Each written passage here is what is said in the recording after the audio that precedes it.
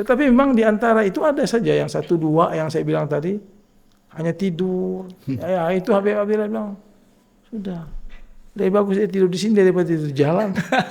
Ini Betul. kalau tidur jalan mengganggu orang, mengganggu ketertiban. Betul. Tapi di sini dia sendiri yang tidur. Dia tidak ganggu orang, biar aja dia Allah. tidur.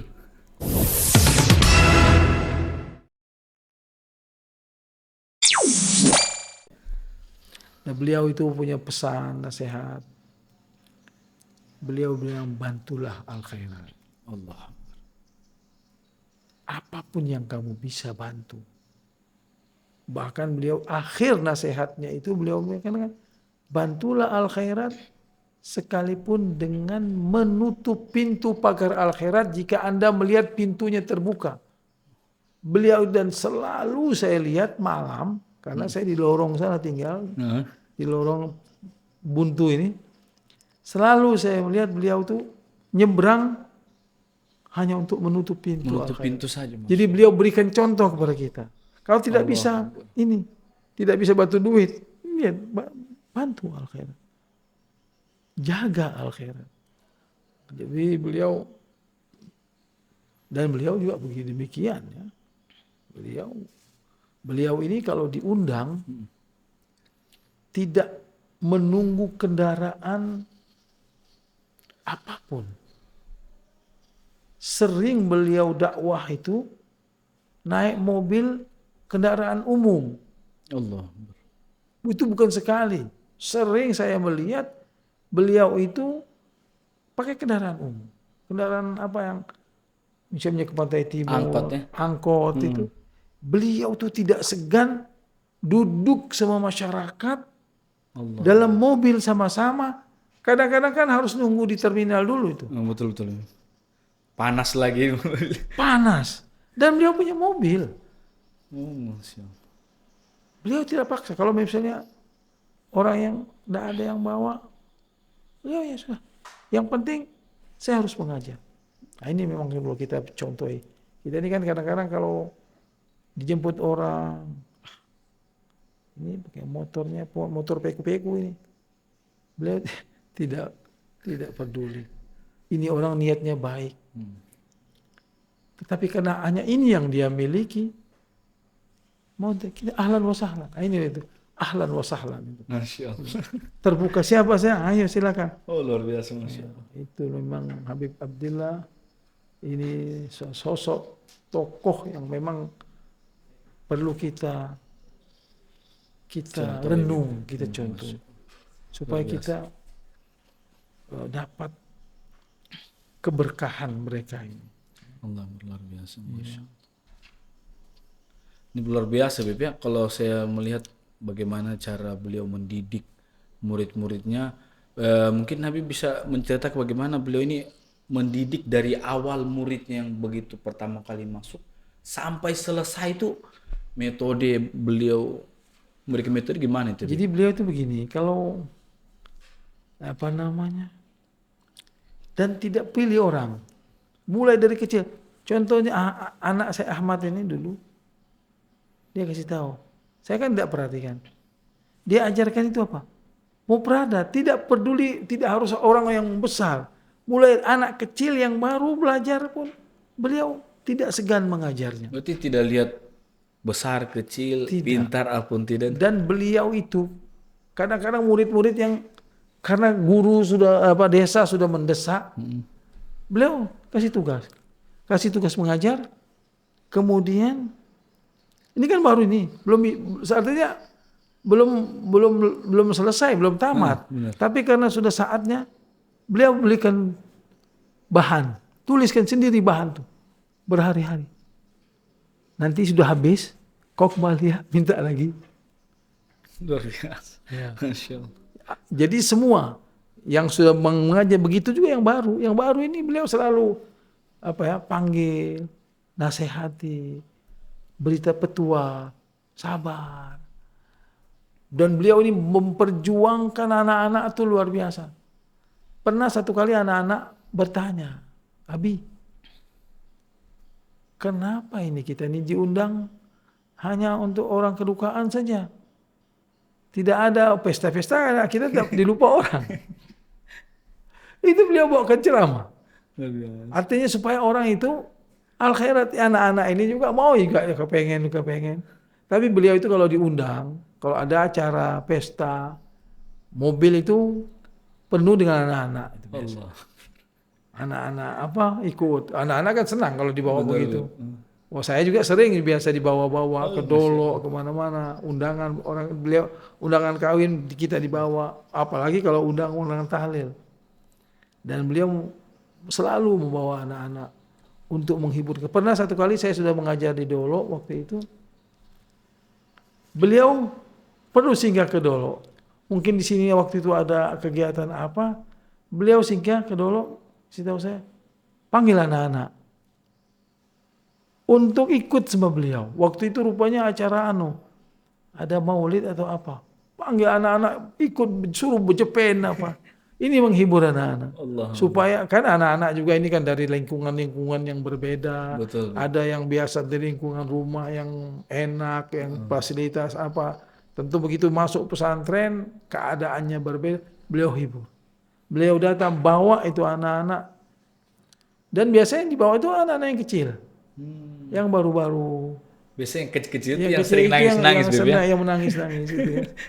Ya beliau bahkan pernah satu kali ada salah seorang murid Dolo, waktu saya di Dolo, beliau juga waktu itu mengajar di Dolo.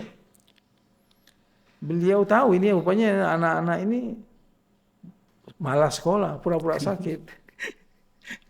Beliau datang, "Kenapa kau?" "Sakit, Abi." "Oh, kasihan. Ayo, kita urut ini." Masya Allah. Rupanya karena malu melompat langsung masuk kelas. Abi datang. Jadi beliau, bayangkan itu di Dolo. Beliau itu tidak hanya mengajar di kelas, tapi sampai periksa anak-anak Masya Allah. di kamar. Ini mengapa tidak ada ini ada Budiman Syah yang dari Kalimantan itu? Kenapa ini tidak ada ini? Beliau masukkan.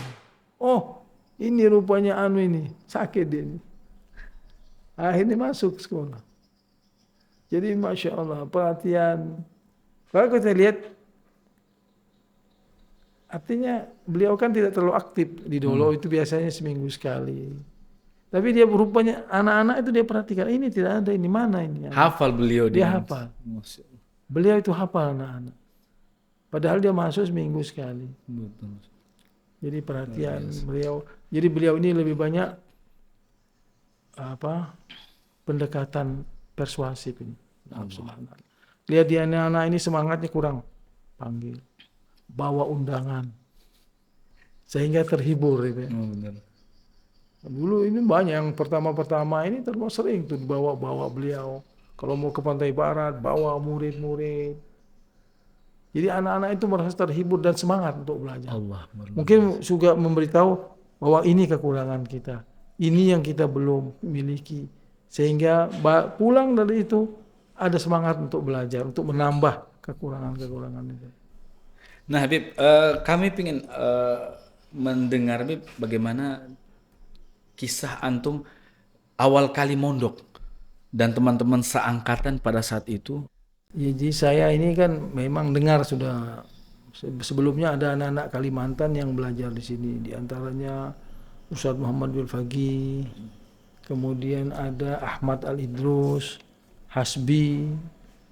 Kita kan begitu mereka pulang, semangat lihatnya bagus ya Ustadz. Habib angkatan keberapa ini, Bib? Saya angkatan keempat kalau tidak salah. Ya, jadi akhirnya saya ikut. Waktu itu ya saya kata kita masih kekurangan. Belum tahu ini sehingga kita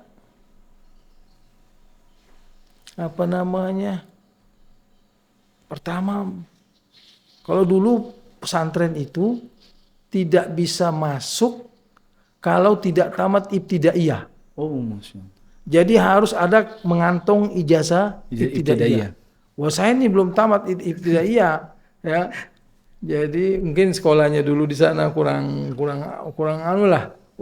aktif apa. Sampai di sini, waduh, ternyata kita nih masih nol nih. Saya belajar sekali ke di ibtidaiyah. Dan alhamdulillah waktu itu guru-guru sangat perhatian. Di antara waktu itu Ustadz Abdul Basir Marjudo itu memberikan, termasuk orang juga memberikan semangat kepada kita. Beliau mengatakan, sudah kamu masuk ibtidaiyah lagi, tidak bisa. Saya pikir juga itu kalau saya mau pulang malu juga nih. Sudah, akhirnya saya ikut belajar ibtidaiyah. Pak sore, cukup waktu juga waktu itu. Alhamdulillah kita ya memang malah belajar nih perlu kesabaran ya. Saya dulu ketika belajar itu ya saya mengatakan banyak kekurangan. Kalau dulu kalau tidak hafal itu berdiri. Oh, Masya Allah. Berdiri di depan kelas. Bahkan berdiri di atas meja biasanya. Allah. Tapi guru-guru waktu itu memberikan support, ya, memberikan semangat. Sudah begitu belajar. Alhamdulillah saya bisa mulai ikut karena memang perhatian guru-guru. Habib Abdillah, mungkin ya Habib Abdillah ini kan punya perhatian. Beliau juga begitu perhatikan sama anak-anak ini yang baru nih, dihibur, jangan dia dikerasi. Jangan dikerasi, hibur pelan-pelan, lembut, lakukan dengan lembut. Sehingga alhamdulillah saya waktu itu banyak diantaranya Profesor Dr. Lukman itu dari Poso, sama-sama saya itu. Ya, kemudian Ustadz almarhum Yahya Al-Amri. Allah. Itu satu kelas semua. Siapa lagi ya? Ustadz yang lain di Ternate ya, ada yang di Ternate, ada yang dari Manado, Ustadz Abdul Majid Al-Amri. Atau di mana sekarang itu? Ada lagi dari Sangir, Ustadz Abu Liser. Ada yang dari Ambon, Ustadz Raihani, Ustadz Marhaban, banyak gitu. Jadi dari berbagai macam daerah ya pada saat itu. Ya. Luar biasa. Dulu yang kita hebat itu dulu anak-anak itu belajar itu memang semangat semua belajar. Jadi kita pertama saya masuk di pondok ini saya merasa minder. Karena semua orang belajar. Saya baru hari pertama masuk, belum masuk kelas, baru masuk pondok pesantren. Semua belajar. Dan dulu setiap sudut ruangan itu ada anak-anak belajar. Allah Akbar, Masya Allah. Bahkan anak-anak dulu itu beli lampu sendiri, lampu balon. Di kelas-kelas itu penuh mereka belajar. Suara orang belajar itu dari Baitul Yatimat. Apa itu? Baitul Yatimat ya itu. Dari situ itu suara gemuruh orang belajar itu sudah kedengaran. Semua belajar. Dan memang dulu guru-guru itu pembinanya, pengasuh, itu setiap malam tuh periksa. Masuk kamar. Lihat ada yang tidak belajar. Mungkin ada yang mau bertanya. Tiap malam belajar. Jadi memang semangat juga, mungkin belum ada gangguan ya dulu. Belum ada HP. belum ada. Jadi orang fokus TV belajar. masih susah juga ya. TV masih susah. Masya Allah, semangat dulu tuh luar biasa. Jadi anak-anak itu memang kalau masuk pesantren itu terkondisi dengan keadaan anak-anak. Biar anak-anak malas ikut belajar. Emang karena suasananya suasana belajar, Bib. Nah, tetapi memang di antara itu ada saja yang satu dua yang saya bilang tadi hanya tidur. Ya itu Habib Abdillah bilang sudah lebih bagus dia tidur di sini daripada tidur di jalan. Ini kalau tidur jalan mengganggu orang, mengganggu ketertiban. Tapi di sini dia sendiri yang tidur. Dia tidak ganggu orang, biar aja dia tidur. Subhanallah, luar biasa perhatian beliau. Saya sudah heran sampai sekarang sudah sebesar iya betul ya. Kalau ini anak-anak mungkin dia dapat teman-teman yang nakal, bisa jadi kenakalan, rusak. Inilah pengalaman saya di Al-Khairat. Jadi dari memang Al-Khairat ini alhamdulillah ya dikenal di seluruh kawasan timur Indonesia ini. Allah, luar biasa. Sehingga santri-santri datang dari macam-macam, ada dari Maluku, bahkan dari Irian. Ustadz Muhammad Pinit Rumah itu dulu ada empat orang dari Irian. Ustadz Muhammad Pinit Rumah masih ada. Saya terlihat kemarin ada ketemu dia. Ada di sini ya. Kemudian Ustadz Mustafa Ugaje, dan meninggal juga itu katanya. Ustadz Harun Ginoni, ada Abdurrahman Ugaje. Semua ini pintar main bola ini anaknya Rian. Papua ya. Ya. Dan dulu itu juga yang semangatnya itu kita itu diberikan kesempatan untuk olahraga. Sehingga ada anak-anak pesantren itu yang sampai ikut di Persipal itu. Oh, Persipal. Ikut karena memang bagus pemain bola. Jadi tidak hanya diperhatikan untuk belajar, prestasinya juga prestasi dan kesenian. Allah. Kita itu setiap malam Jumat itu ada gambus. Gambus ya. Jadi ada lengkap alat-alatnya. Jadi memberikan semangat. Dan sewaktu-waktu kita diajak tamasya untuk supaya memberikan fresh kepada anak-anak. Ini kita mungkin perlu juga kita sekarang ini. Tapi sekarang mungkin lebih lagi ya zaman sekarang ini. Nah Habib, mendengar Masya Allah luar biasa bagaimana orang terdahulu semangatnya belajar. Antum sendiri, teman-teman antum belajarnya semangat. Bagaimana Habib Abdillah sendiri mencontohkan kepada murid-muridnya. Nah ini mungkin ada nasihat atau pesan untuk kepada seluruh santri Al-Khairat yang sekarang lagi belajar ataupun kepada para alumni, Bib. Ya kita ini setelah belajar di Al-Khairat, minum air Al-Khairat ini kita punya ada amanatul ilmi namanya. Amanat ilmu yang harus kita sampaikan. Sebagaimana sabda Rasulullah, "Ballighu anni walau ayah." Sampaikan dariku sekalipun satu ayat. Maka karena itu sejak dahulu itu selalu anak-anak Al-Khairat itu setelah menamatkan pendidikannya dari madrasah muallimin atau aliyah itu selalu diberikan tugas. Allah. Bahkan dulu ketika Habib Abdillah itu anak-anak yang tak begitu masuk aliyah, kalau kekurangan guru itu sudah diberikan tugas mengajar. Seperti Ustadz Muhammad Kasuba. Mungkin sekarang dulu pernah jadi bupati ya, saya dengar. Ini beliau jalan kaki kemana? Tiap hari ke Pengawu. Pulang sekolah, pulang madrasah jam 1 itu. Sholat, makan, dia jalan kaki itu bolak-balik. Termasuk Ustadz Muhsin Al-Idrus itu kalau tidak salah ditugaskan di Sambo. Allah. Mengajar Bib ya? Mengajar itu belum tamat. Karena ini mau buka madrasah, tidak ada gurunya. Beliau sudah 1 bulan atau 2 bulan tugas, tarik lagi, ganti yang lain. Semua itu, semua saya ingat. Ya, kalau saya waktu itu diberi tugas dekat aja jauh waktu di madrasah MDA pusat ini. Saya ngajar itu kalau tidak salah 2 tahun atau 3 tahun. Selesai saya mengabdi di pusat di Palu.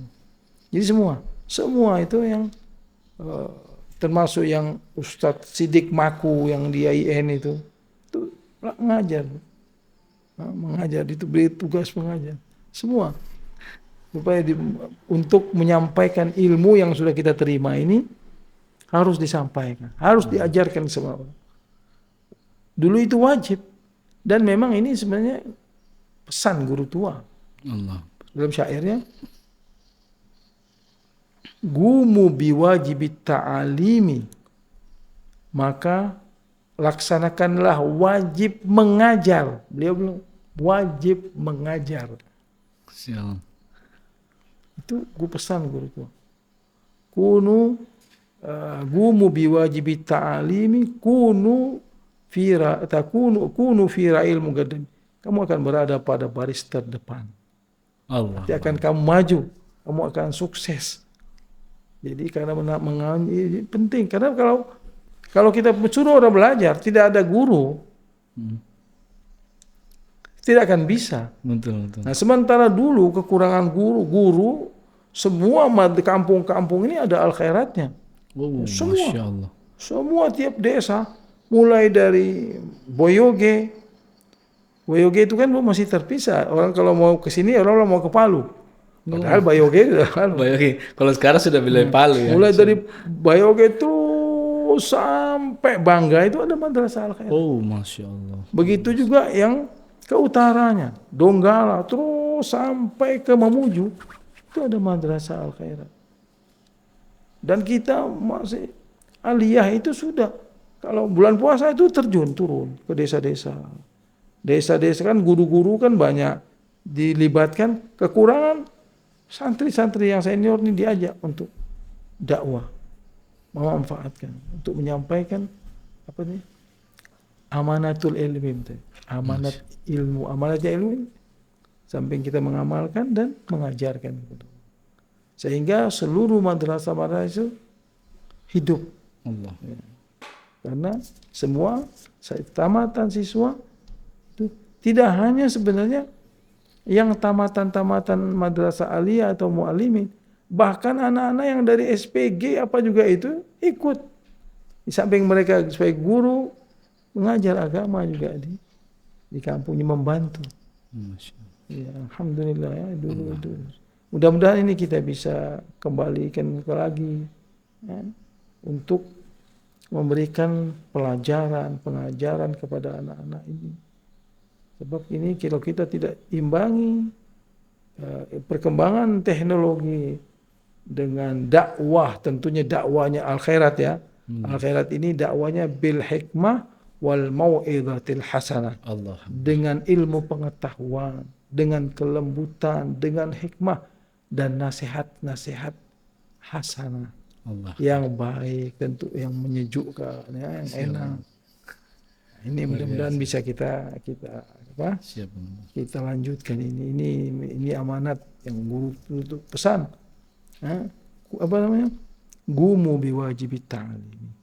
Laksanakanlah wajib mengajar. Allah. Masya Allah. Iya. Jadi Masya Allah, alhamdulillah kita sudah dengarkan luar biasa keterangan penjelasan daripada Habib Muthohar, bagaimana sosok daripada Habib Abdillah, begitu banyak hikmah yang bisa kita ambil dari sini, kemudian begitu banyak pesan yang kita bisa ambil di sini. Mudah-mudahan pertemuan malam ini membawa barokah untuk kita semua, dan saya sangat berterima kasih kepada Habib Muthohar yang telah meluangkan waktunya, dan saya pribadi meminta maaf kalau ada kata-kata yang salah. Kami ucapkan jazakumullah khair Bib, Masya Allah. Oke, saya tutup akhir kalam dengan Assalamualaikum warahmatullahi wabarakatuh.